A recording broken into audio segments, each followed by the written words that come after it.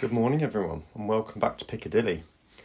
Now I've been working hard so far over the last couple of days since the last video trying to get those micro switches fitted. So this area here now, this section, and I pan you across, and that section now will isolate as the lift goes down. And I've been thinking about the bottom section down here. Now, if you remember on the last video, I did say that I was going to isolate the whole section. And I thought about it, and I thought, well, I can't see any reason why I can't just isolate this section here. And as there was a connector point there, or a connection to the DCC bus there, I thought, well, I might as well isolate it from, say, here, which would then control that line going up there and that line going around the back. And on that side, I've done probably about an 8-inch isolating section.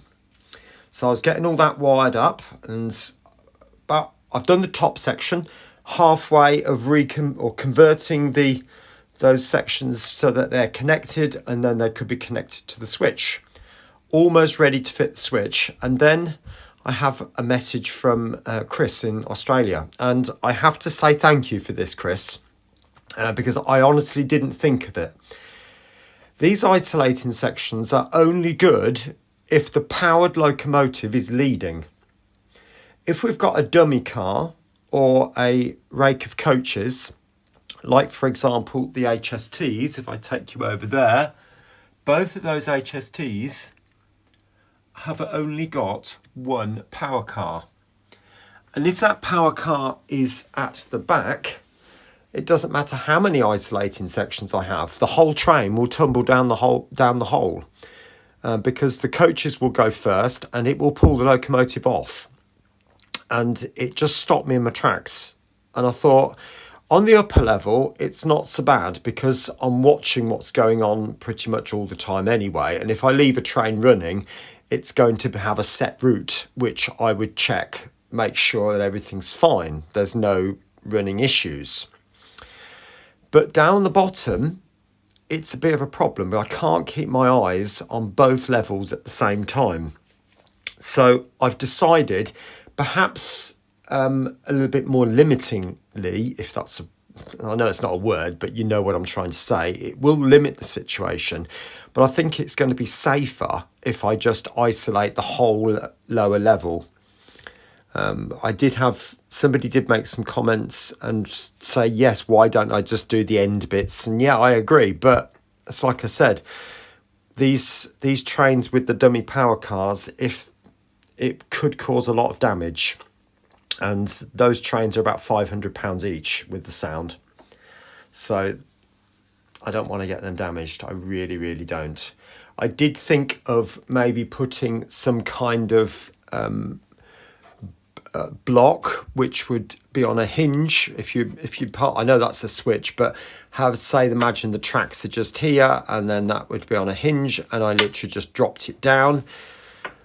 I mean, that would be a manual thing, but even so, the whole train would then derail and I could end up with a big carnage anyway. But like I said, I think it's going to be easier if I just isolate the whole section, and then the micro switch will kick in when the lift is in the lower place, in the lower position as it is at the moment. So yeah, that's what I'm going to do. Right, I've just finished wiring up these micro switches. There is another one at the top, at the other end of the top level, and down below it's me, but it's down in there.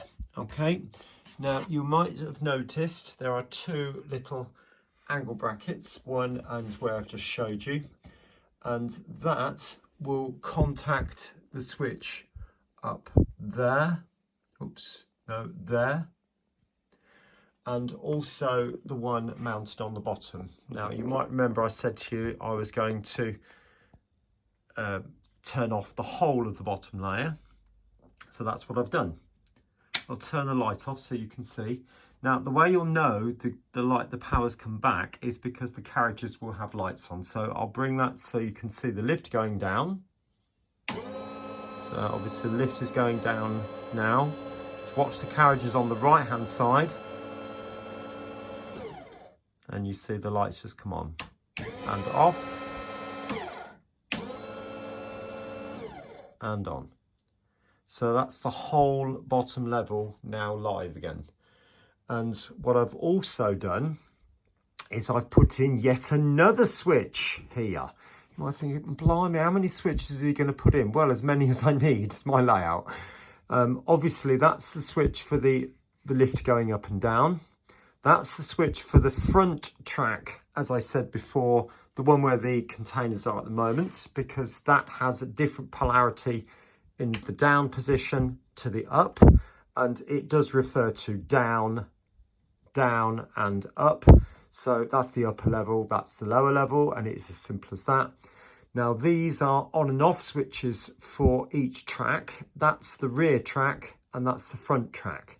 Now you might say to me, why didn't I just wire them together? Because they're polarity switched. You see, I can't mix this one with the other one. That's the reason. And so I've had to put in two separate switches. To try and do it with micro switches, it was just getting very, very complicated and I couldn't get my head around it. Whereas a simple on-off switch, I can do that. And I'll know that I've got to turn the lights, the switches off to move a train, and it's just going to be part of my procedure. Okay. Well, as you can see, been working hard again, and thought I'd give you a quick update to where we are at this moment in time. So I've been laying quite a bit more track down here, and you'll notice now there's another point coming off with another track going round. I sort of alluded to that the other day, really. Anyway, I'll take you around the other side, show you what's happened there. So you can see now I've got two extra tracks in there that follows all the way around, and prepared for another track coming. Take you down, and that track that I just suggested is up to here. Now I wanted to let that go solid before connecting the next bit, because it's always a little bit more difficult joining on a curve, and if I've got something that's solid in the first place, then I can easily bring that out straight and then curve it back in, even if I have to put a little bit more cork on. I'd rather get that joint right. But the other thing is I'm starting to run out of track. I've got 3 pieces of flexi track left, and they're about 1 meter long each. So I've got all that up there to ideally get done. But you'll also notice there's another point there with a shorter loop stopping there. And like I explained in the last clip, I can't put a 4th track in because I've got these 3 cutouts, which are necessary because these 2 are housing those little metal brackets which activate the micro switches, and obviously that middle one, as I've explained before, is for the linear actuator, the whole thing that makes the lift work. So we're getting there bit by bit. Okay, right, I'll catch you in a bit. Right, there we are. So far, as you can see, quite a lot of the track for the fiddly yard has been laid. And if I just take you down here, you can see all around the corner. It's a little bit dark around there, but you'll just be able to make that out. Right, so for the track laying, what I do is you'll notice I've got some cork down here. That's 2mm cork, which I buy from eBay. Please don't ask me where I got it from. I can't remember. I've only bought the 1 roll, and that's it. And that has done all of the layout. And, well, you know how big this layout is and how much track there is. But, you see, it's very economical if you cut it into strips. Richard from Everard Junction initially showed this, but you wouldn't believe, I can't remember how much this cost, maybe a £5, but there are tons and tons of pieces of felt for this. Now I cut it into 20mm strips, and what you'll see here, what I do is I've got a bit of 2mm grey board, and I've just cut it to the size I want. And then all I do is I put that onto the edge there.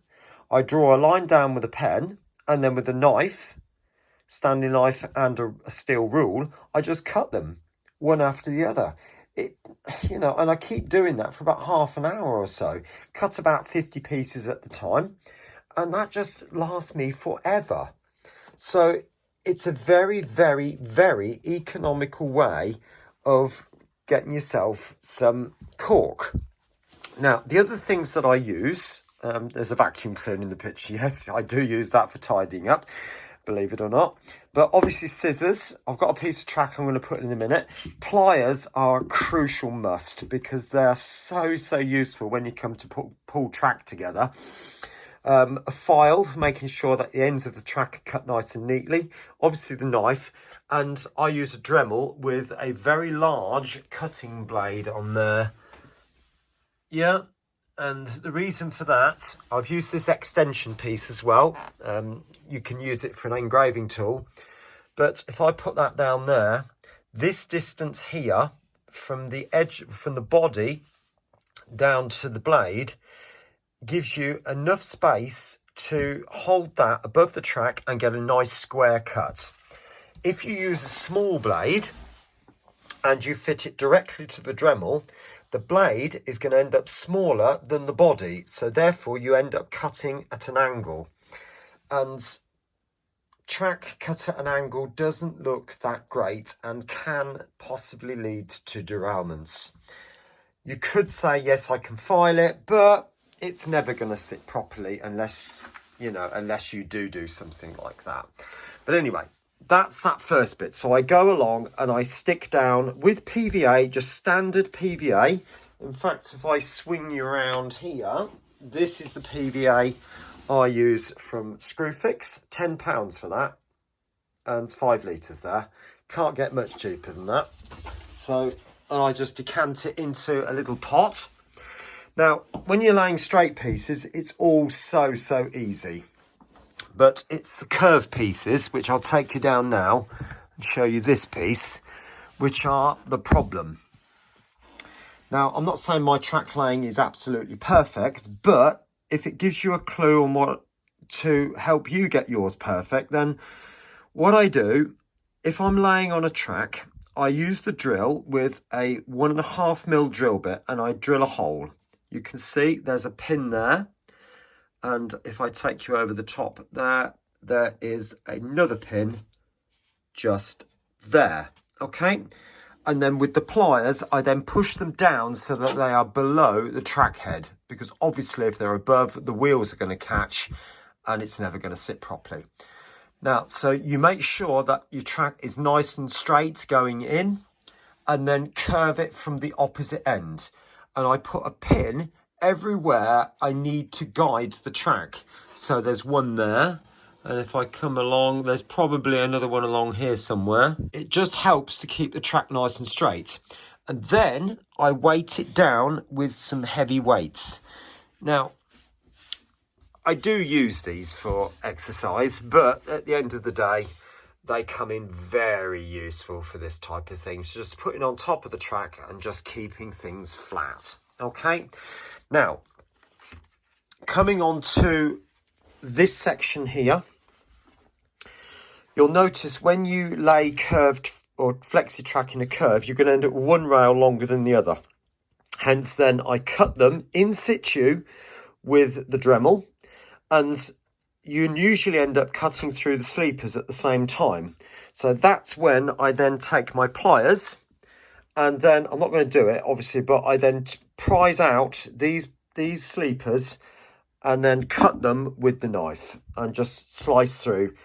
Now, you do end up with a big gap, but at the end of the day, sometimes when you're slotting a piece of track in, you need to have the sleepers completely on the end of the track, and then you slot your track in and then you can pull them back. And I'll be doing exactly that on this section here. Right, these curves, as you can see here, you get 3 pieces. So you obviously get the point, and then you get a tiny curve, and then you get this tiny bit here.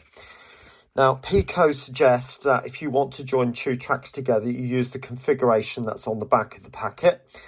I've always found that by just joining them together, the gaps are sufficient. I've never had problems with clashing trains, not on this layout anyway. I did on Northgate, but not so much on this one.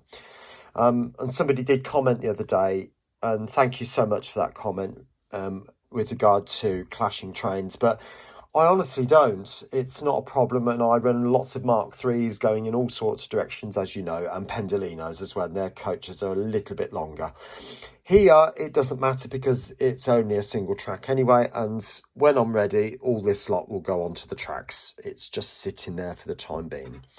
Now, that is going to sit in there, just like that, okay? Now, I am going to disconnect this connection here, and I'm then going to measure with a pencil and put a mark on the board where the tracks come. So I'll do that and I'll come back. Right, there we are. So there's one mark there, and you can see another one just over there. Now, the idea is that when you put the track on, you don't bring it up tight to the end of the track, because you'll find that it will be too tight and you'll need to take a bit off. So I always give a little bit, about 1 millimetre, and that gives you about 0.5 millimetre play at either end. So the idea now I've got that mark, I'll now cut the track and remove that piece inside here. Now, obviously, I've got a connection here and a connection there. So my first job before I cut this is to remove these 2 connections and drop them down, because I shall obviously need these connections to wire up the point. Obviously, I need to drill another hole here as well. So I'll do all of that, remove this, disconnect these and drill another hole, and then I'll cut through so you can see exactly what I've done after that. See you in a minute. There we are. So I've unsoldered the 2 pieces now, and those wires are underneath the track. Power is off, obviously. And I've also cut the track through that point just there where I put the marks. Now, the next stage is to literally just get this up. Now, that should just come very easily. As you can see, I'm just picking it off very gently with my fingers. If it doesn't come off, then just prise it gently with a flat blade, something, screwdriver, whatever. Now, next, right, so I've taken that piece out now, and that piece there's flexed a little bit, but I do need to remove some of these sleepers here. Oh, excuse my fingers there. So I'm going to take the pliers and I'm literally just going to prise them out. I am doing this one-handed, so it is always going to be a little bit more complicated to that point. And then take the knife. Sorry if it is a little bit wobbly. And just cut. Just like that. Now, those sleepers here are not fit for anything, so I'm just going to throw those away. Okay, so the idea now is I'm going to, because this is on a curve, I'm gently going to prise the track round, very gently, to help give it the curve back. And doing it at varying positions, so I'm not trying to stress the track, and I certainly don't want any big kinks in it, but at the same time I do want it to curve round and not end up with an angled piece like that. I'm exaggerating, but you get what I'm saying. A kink. If there is a kink, particularly on a curve, the trains won't go around it. It will be as simple as that. Now, I do need to put that in there like that. Now, what I would normally do is to fit these parts here with plastic fish plates. Even though this is an insel frog, the reason I say that is because these two parts here are so close together that a wheel from certain locomotives or wagons or coaches will cause a short across there because those two parts touch. So it's always safer to put insulating fish plates on both parts and then wire the points separately, hence these two massive holes here, which I must say I do that, make life easy for myself. And if I do it on the layout as well, and you might think, my life, they're huge. Well, I just stuff it with tissue paper and then I can ballast over the top, and it's not a problem at all. You just get a piece of toilet paper or something like that into a little, roll it up and then just poke it in, a little bit of glue, and you won't even know it's there. And it does the job beautifully, and it helps hide the wires as well. Right, so what I'm going to do then is remove that fish plate and then put another one on here, another one on there, and then put it onto that piece of track. Slide the fish plates onto this piece so that they are completely on this track, because it's easier to put them on this and slide them across than it is trying to fiddle about putting them on there. It's so fiddly, particularly end gauge fish plates. You can see how big they are. And there's my finger, you know, tiny, tiny things. So plastic fish plates, plug that one in and then slide across. All right, so that should be nice and easy. I'll come back to you once that is done, and I'll show you. There we are. That point is now been fitted with a new fish plate here and two plastic fish plates there, and two new fish plates at that end just there. Okay, so I'm now going to put that on there and slide those two across, and then fit that in that way, and then slide those fish plates back on to that way. All right. So there you are, you can see the point is in. Now I've left a small gap just there and a tiny gap just there. Now that gap for me is a little big, so I'm just going to push that point in just by about 1 mil, 2 mil. Now to hold that in place, I'm going to drill a small tiny hole and then put a little pin, one of those, into the gap. All right, so I'll do that now. So there's my drill bit. Those drill bits are incredibly fragile. Now I always use DeWalt drill bits. They're not massively expensive, but on the other hand, compared to some of the other brands, you might think they are. But they're worth every single penny because they last so much longer. They're a lot more durable. However, if you drop the drill and it lands on the drill bit, it will snap, because a drill, as you can see, is, I mean, they're not heavy, but compared to the weight of that, they'll probably be around about, I don't know, 40, 50 times more, or maybe even 100 times more, to be honest. So the drill bit will snap. So as a bit of a safety measure, I always use the drill bit and then put the drill down on its side like that, and then I won't snap the drill bit. I've learned from bitter experience, if I put the drill up like that, it's going to fall over, and chances are it's going to fall on the drill bit, and you know, you can't keep breaking them. It's just not worth it. All right, so right, that's all fitted now. As you can see, the little pin in there, that's just going to hold it in place. It's very important after that just to check the running with a vehicle of some description. In fact, what I'll do is I'll show you with this rake of containers. When I first run that coach over, it did pinch a little bit at some point, so you just have to check, make sure that all the running is absolutely perfect. And you can see it's going around there. It's not derailing, is it? So that's absolutely fine. Okay, so that's your, just check the running. It is very important, especially with set track curves, that these joints there, obviously there, and at the ends are straight. If there is any kink whatsoever, it could potentially cause a derailment. So anyway, the next part that I'm going to do is just get a paintbrush with a bit of glue on it, and I'm literally just going to slide that underneath and then put one of those heavy weights on that I suggested. So I'll do that now, and I'm then going to add this piece of track to join those two parts up. See in a minute. There we are, it's in. Now, like I said, left tiny little gaps, certainly no more than 1 millimetre.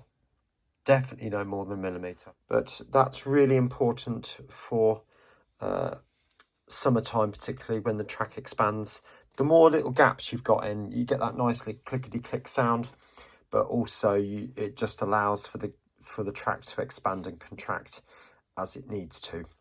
All right, and it does take away from the issues of having a bit of a buckling track, which I have had on a couple of occasions, not on this layout, but excuse me, certainly on my last one.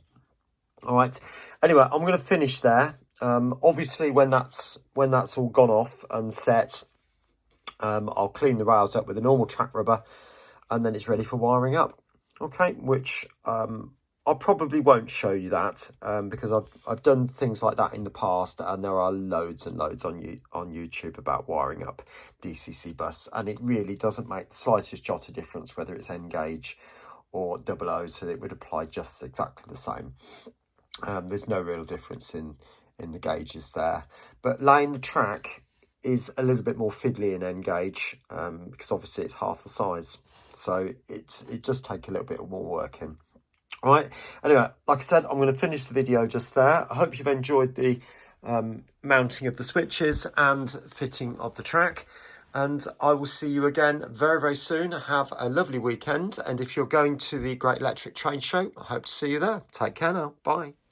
I hope you've enjoyed this video, and if you have, please do like, subscribe and share, not forgetting to click on that little bell to get regular notifications of any videos I upload.